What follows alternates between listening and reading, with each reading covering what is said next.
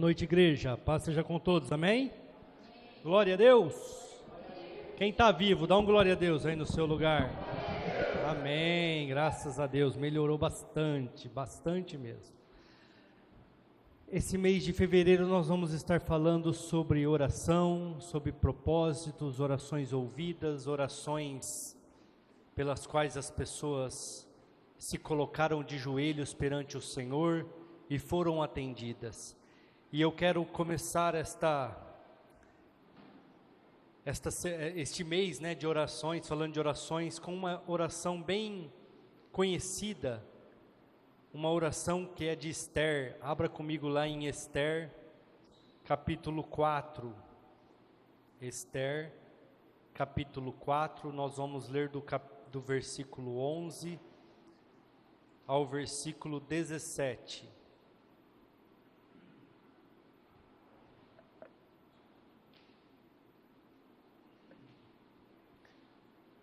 Todos os servos do rei e o povo das províncias do rei bem sabem que para todo homem ou mulher que entrar ao rei no pátio interior, sem ser chamado, não há senão uma sentença, a de morte, salvo se o rei estender para ele o cetro de ouro, para que viva, e eu, nestes 30 dias, não sou chamada para entrar ao rei. E fizeram saber a Mardoqueu as palavras de Esther. Então disse Mardoqueu que tornassem a dizer a Esther: não imagines em teu ânimo que escaparás na casa do rei, mais do que todos os outros judeus.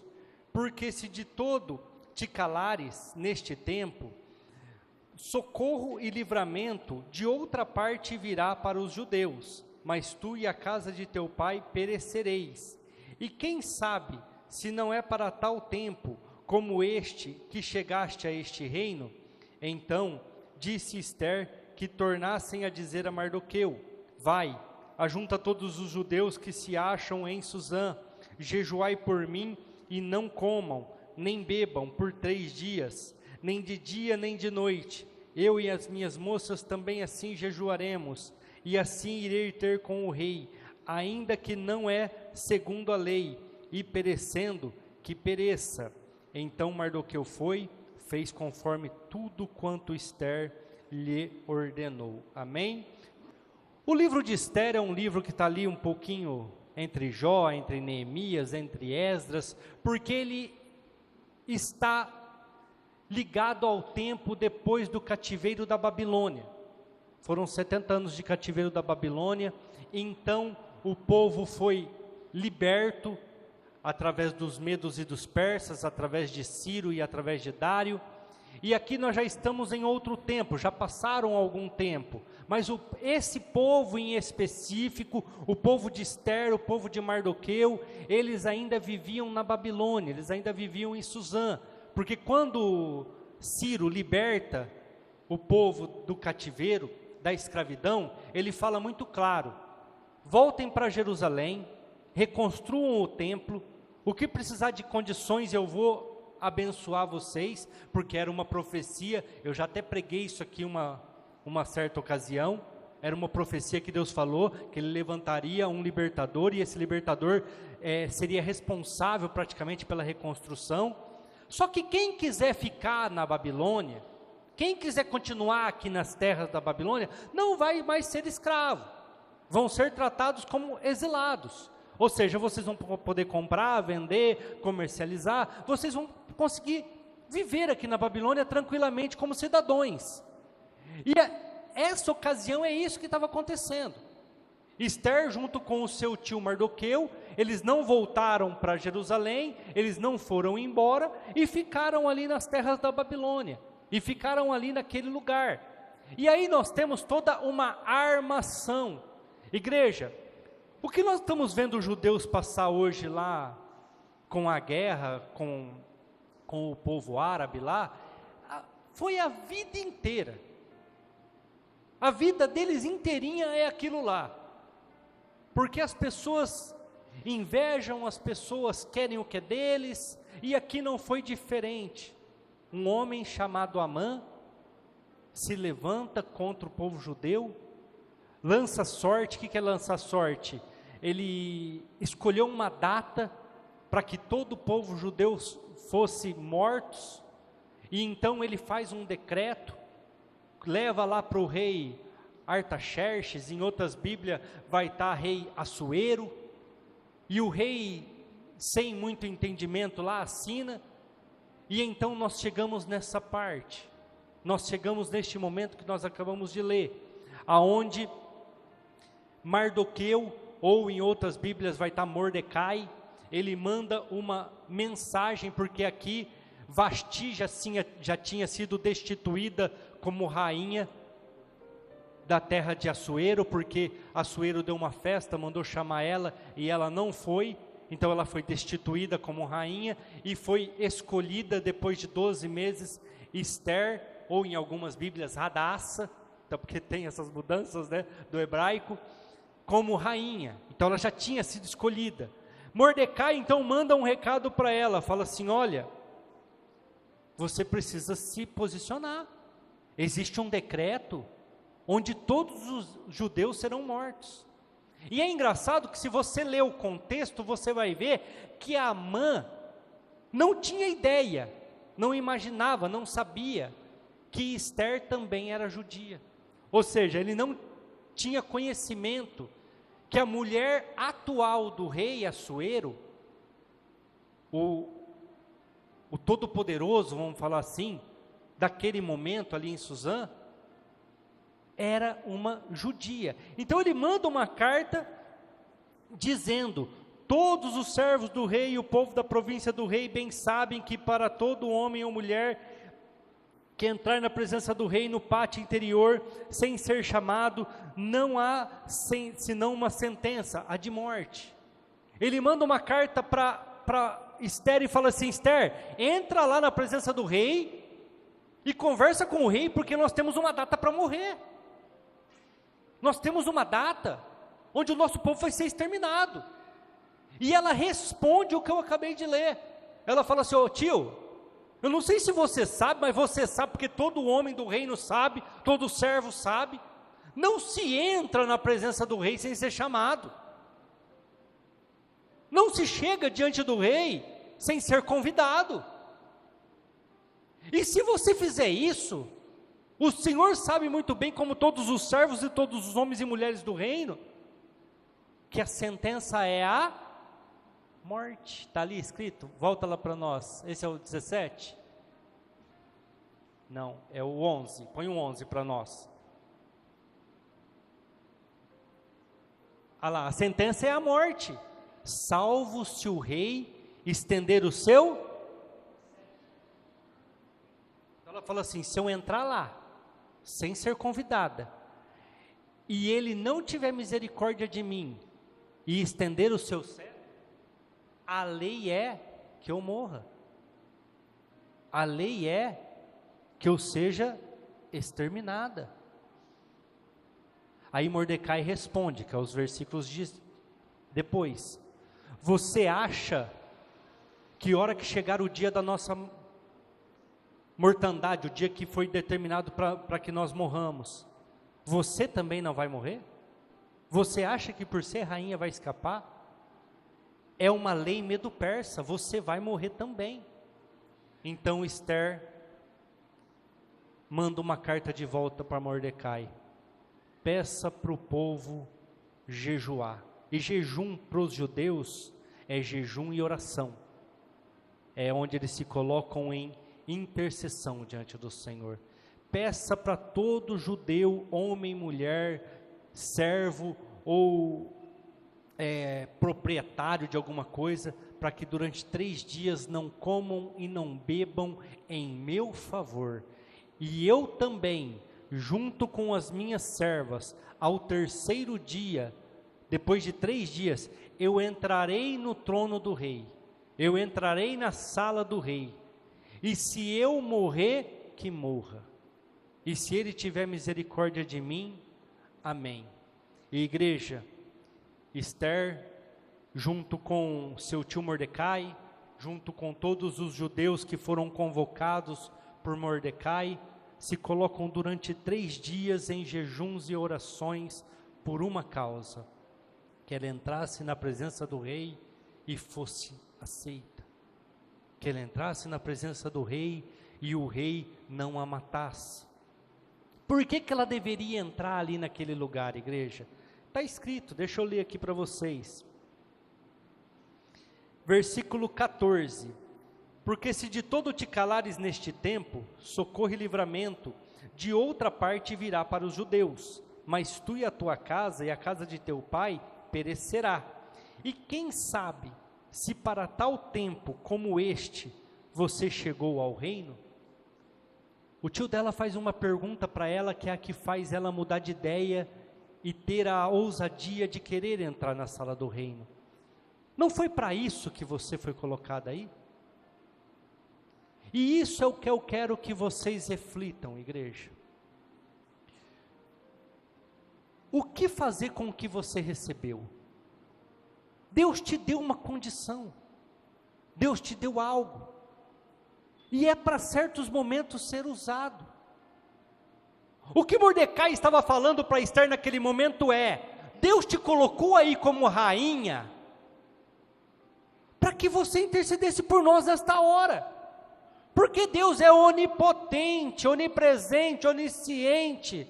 Ele sabia o que a mãe estava armando, e ele já se antecipou, colocando Esther ali, para poder interceder pelo povo judeu. Igreja, Amã faz uma pergunta muito interessante para ela, que o que faz ela mudar de ideia: será que você não está aí agora, como rainha, como esposa do rei, para interceder por nós nesse momento? Aí você pode falar: pastor, mas o que isso quer falar comigo?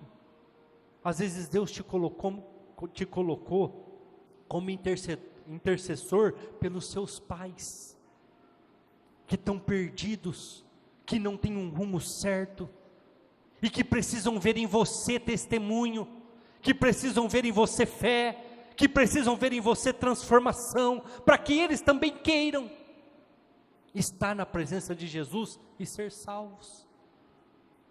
Às vezes você foi colocado ou colocada como intercessor pelos seus filhos, que estão perdidos, que não estão no caminho certo, mas precisam ver em você uma transformação, um testemunho, algo diferente, para que eles possam buscar.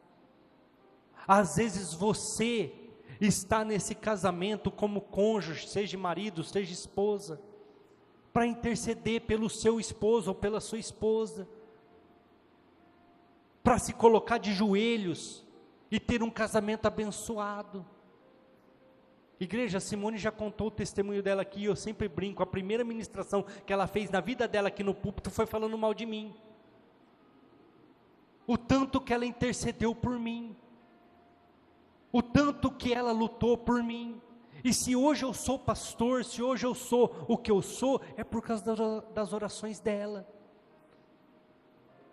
E um dia Deus pode falar assim para ela: foi para isso que eu te coloquei no rumo dele, foi para isso que eu te coloquei como esposa dele.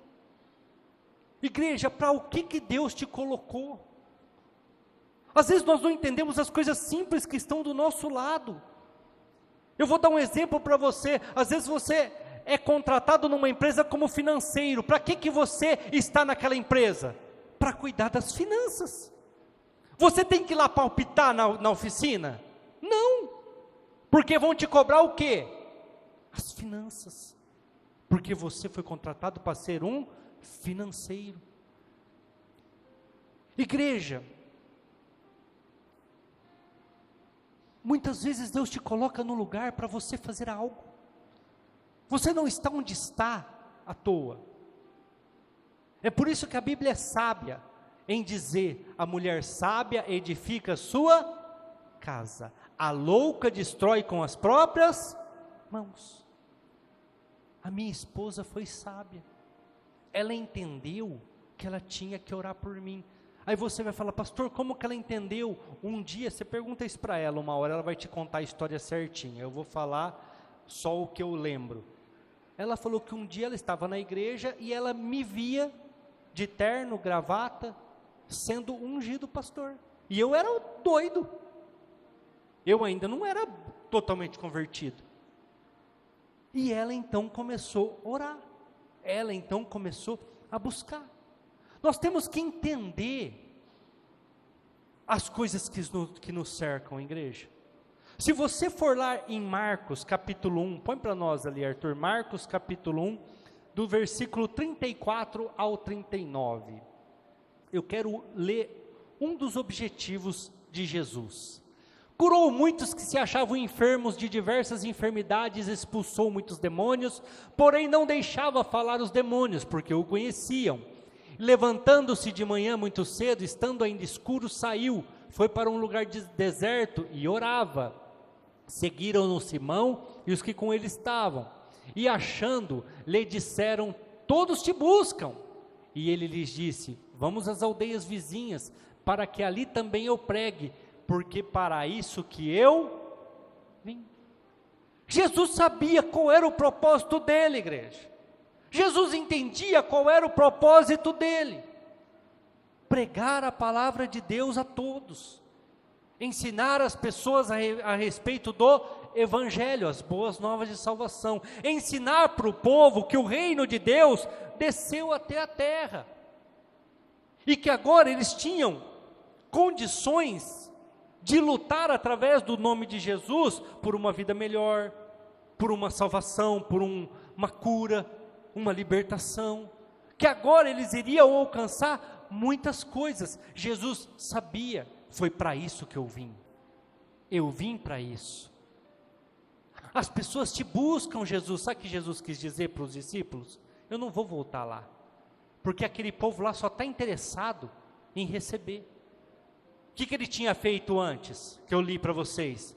Curado e expulsado vários demônios. As pessoas estavam preocupadas em ouvir Jesus?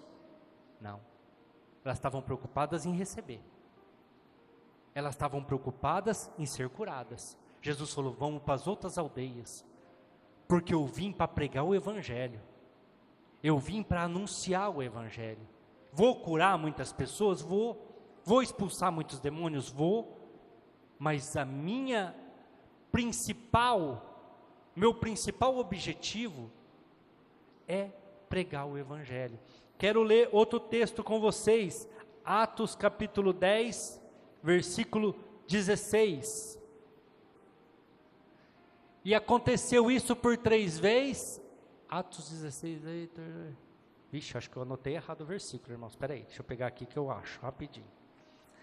É sobre Paulo que eu quero falar. É Atos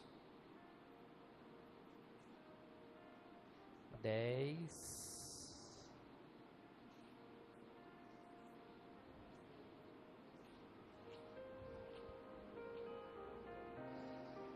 Amém, amém, amém. É Atos 9, 16. Só anotei um acima. E eu lhe mostrarei o quanto deve padecer pelo meu nome. De quem que Jesus está falando aqui, igreja? Ele está falando de Saulo. Ele está falando sobre Paulo. Deus dá uma ordem para Ananias. Ananias, vai lá na rua chamada direita, dentro de Damasco, tem um homem lá chamado Saulo, unge ele, batiza ele, porque ele é um vaso escolhido. Ananias fala: eu não vou lá não, esse cara é louco, ele mata, ele coloca judeus na cadeia, quem prega Jesus ele prende. Aí Jesus fala para Ananias: negativo, ele é um vaso escolhido, e eu vou mostrar para ele o tanto que ele deve padecer pelo Evangelho. E igreja, você lê os textos de Paulo que começam a partir daqui praticamente, você vê o tanto que ele sofre, e ele desiste? Não. Por quê? Porque é o chamado dele, é a vocação dele.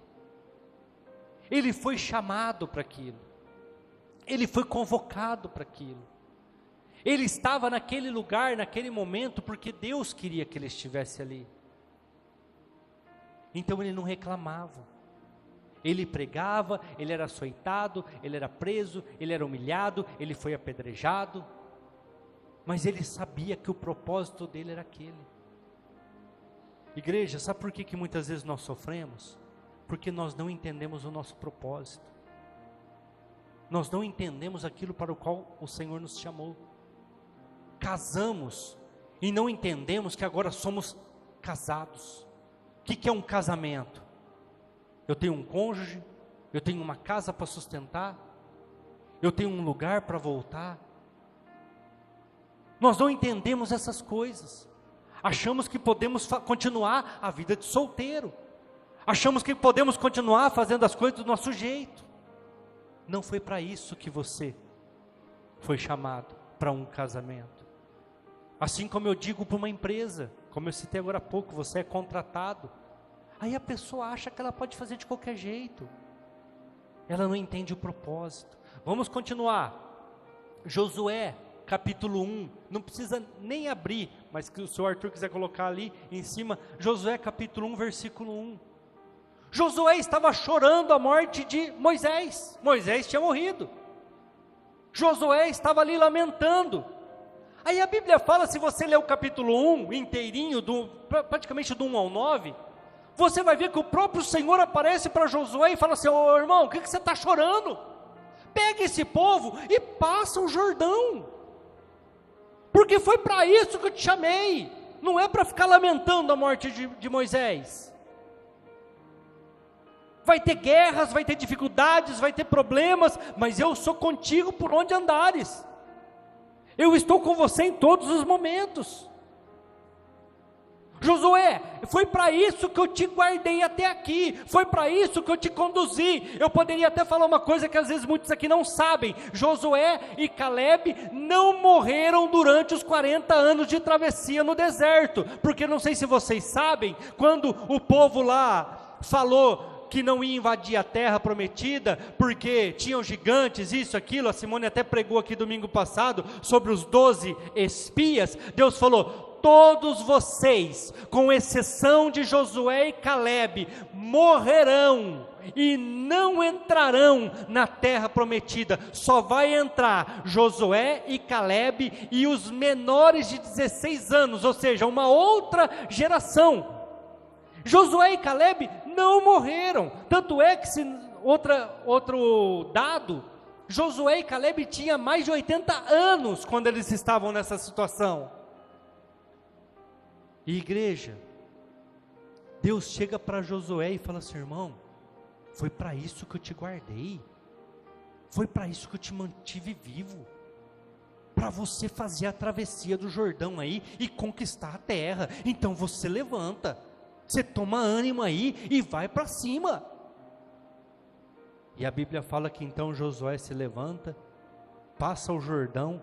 A primeira terra que ele encontra é as fortalezas de Jericó. E o que acontece, igreja? Ele vai lá, circula a terra por 7 dias, e no 7º dia as muralhas caem. As muralhas caíram. Foi para aquilo que ele foi chamado. Outro exemplo que eu quero dar para vocês, se vocês depois quiserem ler, está lá em 1 Samuel capítulo 17, versículos 34 ao 36. Só que esse cara aqui é diferenciado, igreja. Esse cara aqui, ele sabia o propósito dele. Ele não precisou ser lembrado. Ele não precisou que alguém pregasse para ele. Esse cara aqui, ele era muito diferente no que ele fazia. Ele viu um filisteu que todos os dias pela manhã zombava do Deus de Israel por ser forte, por ser corajoso. E ele foi lá levar a marmitinha para os irmãos dele que estavam na guerra, e ele escuta o filisteu zombando, e ele fala assim: o que esse filisteu está falando? Ah, está desafiando Saul, e Saul não vai lá lutar com ele, nenhum do exército vai. E Saul deu até uma recompensa: quem vencer esse gigante aí não vai pagar mais imposto a família inteira para o resto da vida, vai receber a filha dele como esposa, e vai ter muito prestígio no reino, muito ouro, muita prata. Aí Davi fala assim: eu vou lá lutar com ele. Mas você não é nada, você não é nem do exército, você é mirradinha aí, ó. Não, mas eu vou lutar com ele. Aí alguém pega ele, leva lá para Saul e fala assim: ó, esse jovenzinho aqui falou que vai lutar lá com o gigante. Aí Saul fala: mas como assim você vai lutar com o gigante, igreja? Aí é os versículos que eu pedi para vocês anotarem, de 1 Samuel 17, 34 ao 36. Ele fala assim: meu Senhor, quando eu cuidava das ovelhinhas do meu pai lá no deserto, veio um urso e pegou uma ovelha, e eu fui atrás dele, agarrei ele pelas barbas e matei, e tirei a ovelha do meu pai e levei para casa. E depois veio um leão, e eu matei o leão. Eu matei um urso e um leão. Quem é esse incircunciso para continuar zombando do Deus de Israel? Eu vou contra ele. Ele entendeu o propósito. Ele entendeu o porquê que ele estava ali naquele momento, o porquê que naquele momento ele ouviu a zombaria de Golias, o porquê naquele momento uma pessoa falou para ele quais eram as gratificações por quem enfrentasse aquele gigante. Igreja, quantos gigantes não se levantam no nosso casamento, e em vez de a gente enfrentar, a gente recua? Quantos gigantes não se levantam no seu trabalho? Igreja, eu trabalhei 14 anos numa empresa só, pedi as contas para abrir a minha. Quantos gigantes não se levantaram para me derrubar? Quantos? Quantos gigantes eu não tive que enfrentar? Até que um dia Deus falou para mim: pronto, acabou, abre isso e vai para lá que vai dar certo. E foi o que eu fiz. Mas as pessoas preferem desistir, as pessoas preferem correr, as pessoas não querem enfrentar os seus gigantes. Igreja, se Deus colocou aquele gigante ali, é porque Ele sabe que você é capacitado para vencer. Se Deus colocou Esther naquele lugar ali, é porque Ele precisava dela ali, para interceder pelo povo judeu, que existia um decreto, que no dia tal eles iriam morrer. E às vezes vocês podem não entender muito de história, não conhecer muito essas coisas aqui, mas depois chega na sua casa e digita no Google assim, ó, festa de Purim. E aí vocês vão ver que até hoje os judeus celebram esse dia, essa libertação que o povo teve. E sabe que mês que é? Fevereiro ou março. Até a hora que eu estava pregando, eu falei: vamos pregar isso aqui. Aí eu comecei a ler, eu falei: peraí, foi em fevereiro, nós estamos começando agora a nossa campanha de oração, então vai ser legal. Igreja, Deus te colocou onde você está, com o pé de breque do teu lado, às vezes o marido, às vezes a esposa, que é o pé de breque, para você orar, para você se colocar de joelhos, para você declarar bênçãos na vida dela, para você lutar por essa pessoa, para você vencer com ela. Não é para você correr. Deus colocou Davi ali naquele lugar, e ele sabia por que ele estava fazendo ali.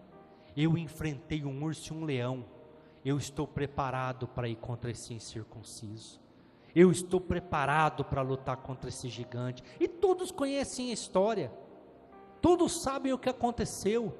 Com uma funda e com pedras, ele derruba o gigante e corta a cabeça dele com a própria espada que ele nem conseguia levantar direito, por ser uma criança. Igreja, o que você tem que fazer com aquilo que você recebeu? Você recebeu uma empresa? Você recebeu um casamento? Você recebeu filhos? Você tem um cargo? O que você tem que fazer? Você está na igreja, os seus pais não estão? O que Deus espera de você? Pastor, eu não sei para o que Deus me criou, eu não sei o que Ele tem para a minha vida. Eu vou te dizer uma coisa: Jesus foi criado para a salvação do mundo através da sua morte e ressurreição, e nós hoje, eu e você, para testemunhar do Evangelho, para dar testemunho do Evangelho. E como que eu dou testemunho do Evangelho, pastor? através do que eu falo, através do que eu vivo, como eu trato as pessoas, através do meu testemunho. As pessoas precisam olhar para mim e saber que eu sou cristão e fazer a vontade de Deus aqui na terra. É para isso que nós somos chamados. O meu casamento tem que ser testemunho de Jesus Cristo na minha casa. Os meus filhos têm que ser testemunho de Jesus Cristo aqui na terra. A nossa vida, o nosso proceder, seja onde for, como patrão, como funcionário, como cidadão, dentro de um ônibus. Aquele rapaz que está em todas as mídias aí, que a senhorinha derrubou farelo de bolacha, né, no banco do carro dele, ele é Uber, ele foi lá e deu uma pesada nas costas da senhora, derrubou a senhora. E você acha que ele é cristão? Alguém acha que ele é cristão? O duro que uma praga daquela pode ser cristã, sabia? Duro que pode. Sabe por quê? Porque hoje em dia os cristãos não dão mais testemunho. Porque se é um cristão de verdade, eu não sei se é, viu gente? Eu estou falando que pode. Porque hoje em dia os cristãos estão piores do que o mundo muitas vezes. Não paga, promete, não cumpre, combina horário e falha. Cristão é aqueles que antigamente, há 50 anos atrás, é crente, pode fazer. Eles não erram por causa de você, eles não vão deixar de pagar por causa de você, é por causa do Deus que eles servem.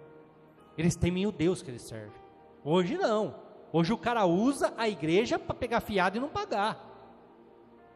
Mas se é um cristão naquela situação daquele carro, o que ele faz? Ajuda aquela senhora a descer e ele limpa o carro. Ele vai lá e tira o pó que ficou no carro. Sabe por quê?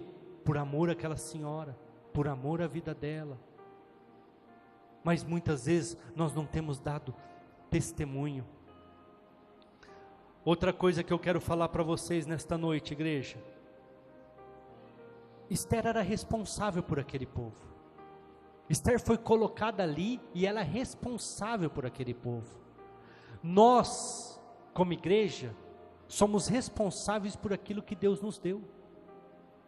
Às vezes nós não enxergamos dessa maneira, mas nós somos responsáveis por aquilo que Deus nos deu. Eu já preguei aqui e já falei, que às vezes eu estou desanimado, eu sou homem, eu sou falho, eu tenho momentos bons e momentos difíceis também, eu também choro, só que a hora que eu subo aqui, eu sou responsável pela vida de vocês, que Deus me colocou aqui, e eu não posso transmitir isso para vocês, eu não posso deixar que as mazelas da minha vida me façam errar com vocês, porque eu sou responsável pela vida de vocês. Depois vocês quiserem ler Mateus capítulo 25, a partir do versículo 29, a Bíblia fala sobre a parábola dos talentos. Para um eu dei 5, para o outro eu dei 2, para o outro eu dei 1. O que tinha 5 fez 10. O que tinha 2 fez 4. E o que tinha 1 escondeu. O que Deus falou porque tinha 5? Servo bom, servo fiel. Foste fiel no pouco, sobre o muito eu te colocarei. Porque tinha 2 também a mesma coisa. E porque tinha 1? Servo mau, negligente. Sabe o que é negligenciar a igreja? Alguém sabe o que é a palavra negligenciar? Deixar de fazer aquilo que sabe, ou deixar de fazer aquilo para o qual foi chamado. Vou dar um exemplo para vocês, que eu estou vendo o Guilherme lá fora. Tem o diaconato aqui da igreja. As pessoas foram chamadas para ser diácono. Diácono tem que fazer o quê? Chegar meia hora mais cedo, não é assim? O Schubert está aqui. Chegar meia hora mais cedo, arrumar a igreja. Se ele não faz isso, ele chega às 6:30 na hora do culto, o que ele fez? Negligenciou, porque ele foi chamado para isso, ele aceitou o chamado. Igreja, nós seremos cobrados por aquilo que Deus nos deu. E falar para mim, Ah, pastor, mas sabe o que é? Aconteceu isso, aconteceu aquilo. Eu vou falar, legal, amém, fique em paz, não tem problema nenhum. Eu quero ver falar para Deus. Eu quero ver a hora que chegar diante do Pai. Ah, Senhor, eu não fiz por causa disso. Eu falar, você não fez porque você não quis, porque você foi capacitado, servo mau, servo negligente.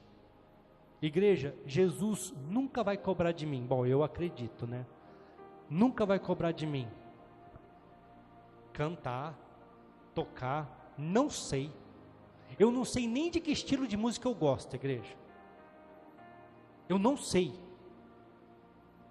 Não é minha área, não é minha praia, não é nada meu. Mas se eu deixar de ministrar, Ele vai me cobrar. Se eu deixar de pregar, Ele vai me cobrar. Porque foi para isso que eu fui chamado. Foi para isso que Deus me separou. Para o que você foi chamado? É para orar pelos seus filhos? Se coloque de joelhos. É para orar pelo seu cônjuge? Se coloque de joelhos. É para interceder pela sociedade? Se coloque de joelhos. É para interceder pela igreja? Se coloque de joelhos. Igreja, vocês têm que entender que cada um tem um chamado. Se você lê os livros, principalmente do apóstolo Paulo, porque o apóstolo Paulo ele trata muito da igreja primitiva, o início da nossa igreja hoje. Então naquela época lá, ele estava colocando os alicerces. Ele fala para um foi dado o dom de pregar, para outro profetizar, para outro ensinar, para outro orar, para outro exortar, para outro revelar, para outro palavra de sabedoria, para outro de conhecimento. Ele fala para uns foi dado o dom de ofertar, de dizimar, de contribuir, outros de servir, outros para cantar, outros para organizar, parte organizacional. Cada um tem um chamado, cada um tem um porquê, está ali.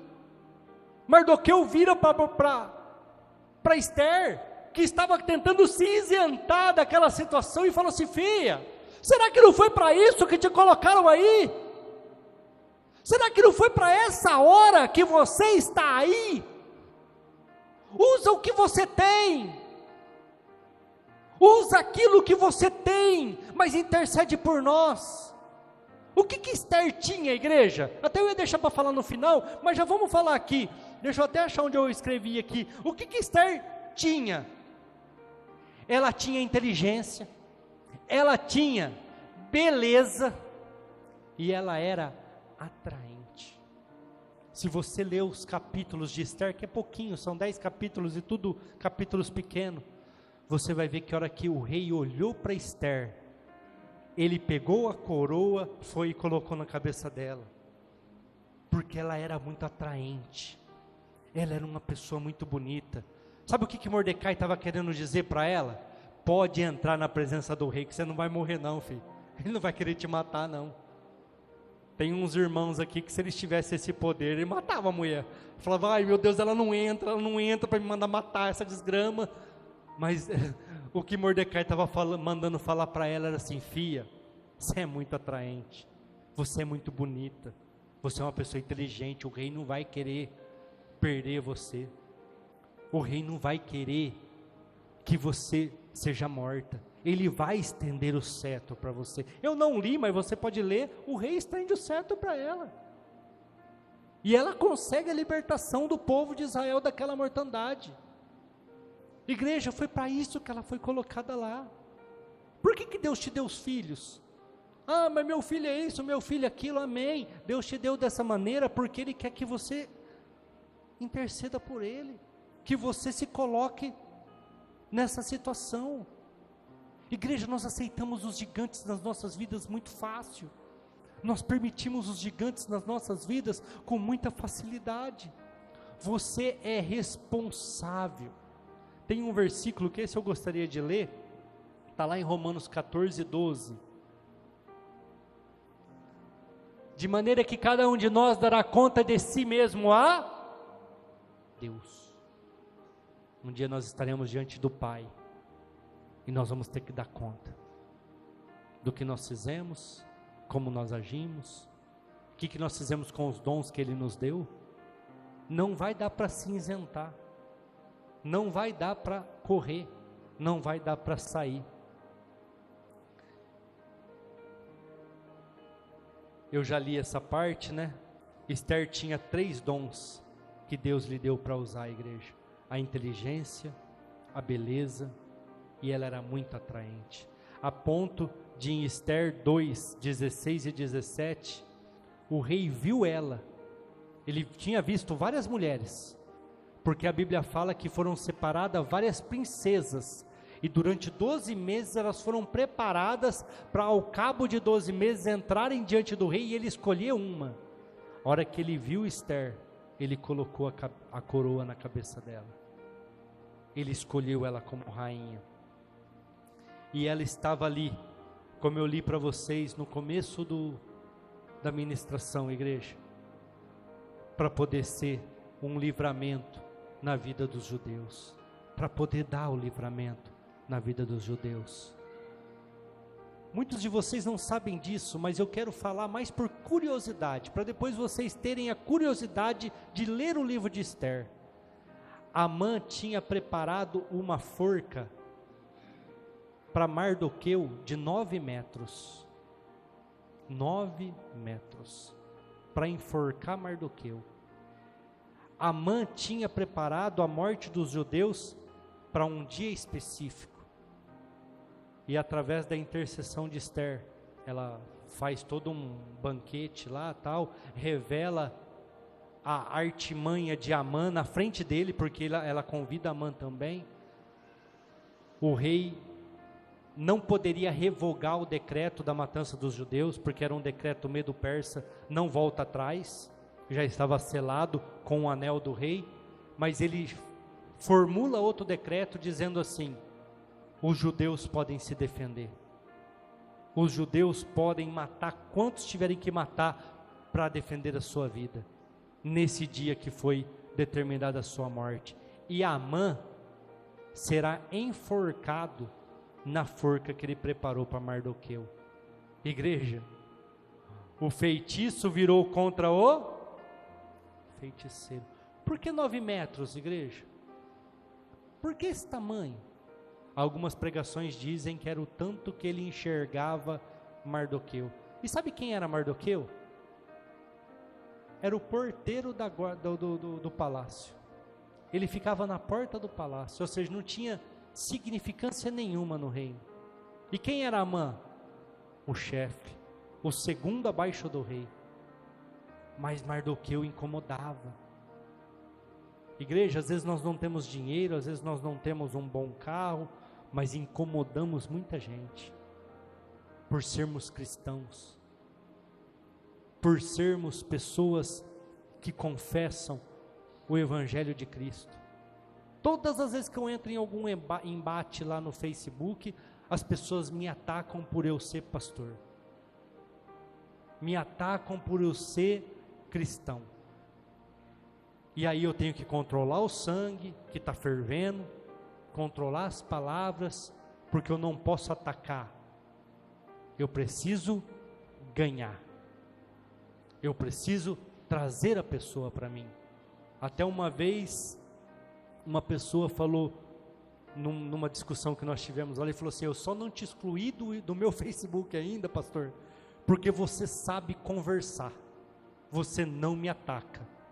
Igreja, é para isso que nós somos colocados. Mas se nós não dermos o testemunho de Cristo, o que nós estamos fazendo aqui? Nesta noite nós estamos diante do Senhor para tomar a ceia. Essa ceia só está aqui porque Cristo entendeu o seu chamado, porque Cristo entendeu qual era a colocação dele no mundo. Se você ler os evangelhos, vocês vão ver que durante várias vezes tentaram colocar Jesus como rei, tentaram fazer com que Jesus fosse rei, condenaram Jesus à cruz e à crucificação, porque ele era chamado de rei dos judeus, e isso incomodou os maiorais, incomodou os sacerdotes. Mas ele era para ser rei naquele momento, igreja? Não. Ele tinha que morrer. Ele tinha que ressuscitar para que nós pudéssemos participar da mesa do Senhor. Esther estava ali por um objetivo. Você está onde você está por um objetivo. Lute as suas lutas. Não desista não do teu chamado. Entenda que você foi capacitado para isso. Entenda que você está onde está, porque Deus quer que você esteja ali. Deus quer que você passe por essa situação. E Ele sabe que você vai passar, porque Ele já te deu os talentos, Ele já te deu o dom. Não enterre, não fuja. Se coloque de joelho por esta causa. Se coloque em oração por essa situação. Esther mudou a história dos judeus.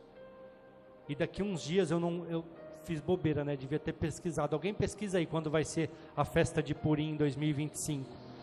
Daqui uns dias vai ser a festa do Purim deles. Por causa de Esther.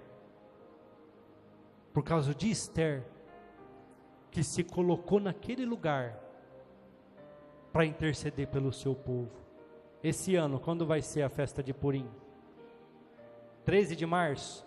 13 de março, eles vão estar comemorando a festa de Purim.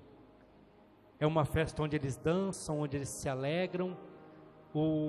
Acredita-se que o carnaval até foi meio que copiado deles lá, porque eles se fantasiam para dançar essa festa, para comemorar essa festa, porque foi a libertação deles, igreja. E se nós estamos aqui hoje, somos libertos do pecado, e podemos comer a carne que é o pão, e beber o sangue que é o suco, é porque Jesus entendeu o seu propósito, se entregou por nós, para que nós recebêssemos o perdão. Olha só, igreja, Ele entregou a sua vida, para que nós tivéssemos vida. E nós muitas vezes não conseguimos entregar as nossas vontades, por amor ao nosso cônjuge. Não conseguimos entregar as nossas vontades, por amor ao nosso patrão, à nossa patroa. Não conseguimos muitas vezes entregar as nossas vontades, por amor aos nossos filhos. Queremos revidar. Não conseguimos entregar as nossas vontades, por amor aos nossos clientes. Igreja, nós precisamos rever tudo isso. Nós precisamos entender para o que nós fomos chamados. O que eu estou fazendo naquele lugar? Qual que é a minha posição naquele lugar? O que eu fui chamado para fazer naquele lugar?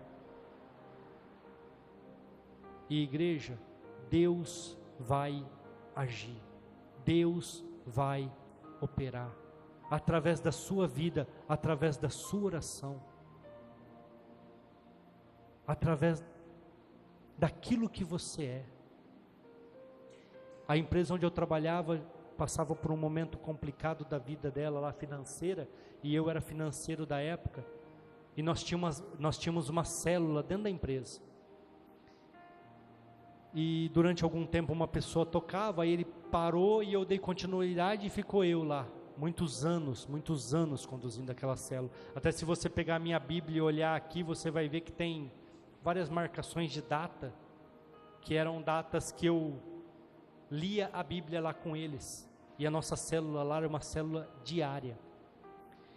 E tinha uma coisa que vocês não vão entender o que é, mas chamava Forplan. O que é o Forplan? O banco vinha, comprava todo o nosso estoque. E quando nós vendíamos, nós pagava o banco. O dinheiro não era nosso, era Forplan. E toda vez que vendia um carro, o dinheiro ia para o banco. Eu falei, caramba, nós nunca vai sair desse atoleiro, porque o dinheiro não é nosso. Nós começamos a orar, igreja. Nosso intuito era quitar o Forplan. Eu estou falando de 20 anos atrás, 2004, 2000, um pouquinho mais, 2007, uns 18, 17 anos atrás. 2.400.000 era o Forplan. Não era pouco, não. 2.400.000 há 17 anos atrás era muito dinheiro. E nós começamos a orar. E fomos o ano inteiro orando com esse propósito. Todos os dias nós orávamos que nós queríamos quitar o Forplan. Igreja, dia 24 de dezembro, não lembro o ano, foi feita uma negociação, o banco foi e depositou 2,5 milhões. Eu falei, olha aqui, Deus respondeu a nossa oração. O meu antigo patrão pegou os 2,5 milhões e comprou uma fazenda, ele não quitou o Forplan. Eu falei, fiquei bravo, fiquei um mês orando, eu em particular, Senhor, eu orei para cuidar o Forplan, o cara comprou fazenda. Sabe o que Deus falou para mim? Eu respondi a tua oração. Agora o que ele fez, o problema é dele.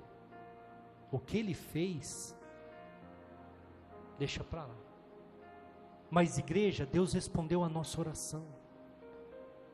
Eu entendi que eu estava ali naquele momento para interceder por aquela situação. 2,5 milhões. E se vocês duvidarem, eu tenho o telefone do contador aqui, vocês podem ligar para ele, porque ele fazia parte da célula. Ele fazia parte, ele vai confirmar para vocês. Caiu na conta, nós vimos lá 2,5 milhões. Igreja, para o que você foi chamado? O que Deus te colocou? O que Deus te chamou? Propósito grande, propósito pequeno? Não sei.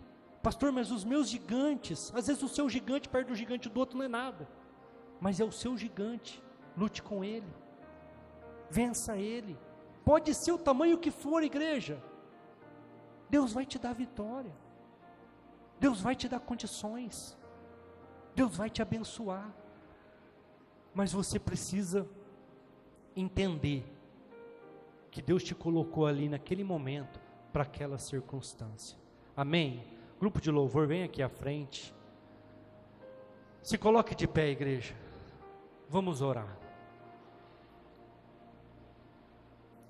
Qual que é a causa que você precisa se colocar de joelho? O que você precisa interceder? Qual é, igreja, entenda que pode ser a situação que for, você vai vencer. Davi entendia que ele ia vencer, Josué estava com medo, Esther estava querendo se omitir, eu sou rainha, não vai sobrar nada para mim, mas foi para isso que Deus te colocou aí, foi para esse momento. Igreja, nós somos uma igreja pequena, mas nós pregamos a verdade, nós não maquiamos nada, o que tem que ser falado é falado. Se coloque de joelhos, seja a causa que for, é o filho, é a filha, é o trabalho, é a empresa, é vida financeira, pode orar, pode se colocar diante do Senhor com um propósito, e Deus vai te dar a vitória, Deus vai te dar testemunhos. Eu não gosto muito de falar de testemunhos meus particulares, de coisas que aconteceram comigo, porque dá a impressão que quer aparecer. Às vezes eu até falo em terceira pessoa, eu uso a tática de Paulo lá em 2 Coríntios 12, onde ele fala assim, conheci um homem que na carne não sei, ou fora do corpo eu não sei, mas que foi ao terceiro céu. Ele está falando dele, mas ele não fala na primeira pessoa, às vezes eu também uso esse termo, mas hoje nós estamos falando de oração. Já cansei de dar testemunhos sobre a Simone não poder ter filhos, e vocês conhecem minhas filhas, o que eu falei para aquele médico que falou para mim que eu não podia ter filhos com ela, com toda a fé do mundo, eu falei, eu sou crente, ela vai ter um segundo filho porque Deus me falou que vai ter, e você vai fazer o parto, você vai tirar, para você segurar nos braços e saber, o Deus que eu sirvo.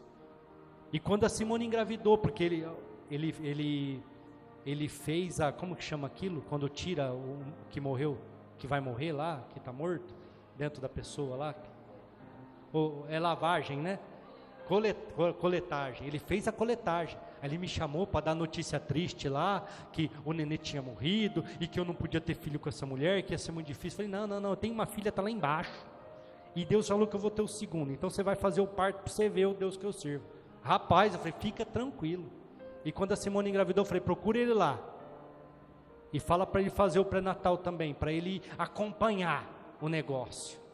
E quando foi para nascer, ele falou, olha, o teu marido é porreta mesmo, porque ele falou e tá aí, ó, você com uma trompa só, com um monte de dificuldade aí, ó, sem problema nenhum, nasceu sem fazer cerclagem, sem fazer nada. Ah, mas eu não vou poder fazer o parto. Eu falei, irmão, até a enfermeira que tiver no sábado aí, porque tem que nascer no dia do meu aniversário, vai nascer no dia 29, então quem tiver aí, falei, se não morreu até agora, você acha que vai morrer no parto? Pode, qualquer um aí faz. Na hora que eu cheguei lá, que eu vi a médica, eu assustei, falei, meu Deus, não devia ter falado isso não, né? Mas a médica foi uma benção, deixou ver o parto total lá. A médica foi muito, muito bacana comigo. Ela falou, você não vai desmaiar, pastor? Eu falei, não desmaio. Ela falou, então pode vir aqui que você vai ver eu cortar. Eu falei, então eu vou ver cortar. E filmei tudo de frente ali, tudo acontecendo, e foi uma benção, a igreja. Ora, acredita, qual que é o propósito? Por que eu fui firme em falar com ele? Porque eu sabia, vai ter o segundo, vai vir o segundo.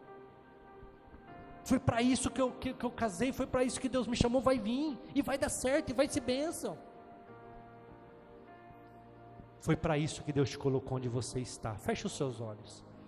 Senhor nosso Deus, nesta hora, Pai,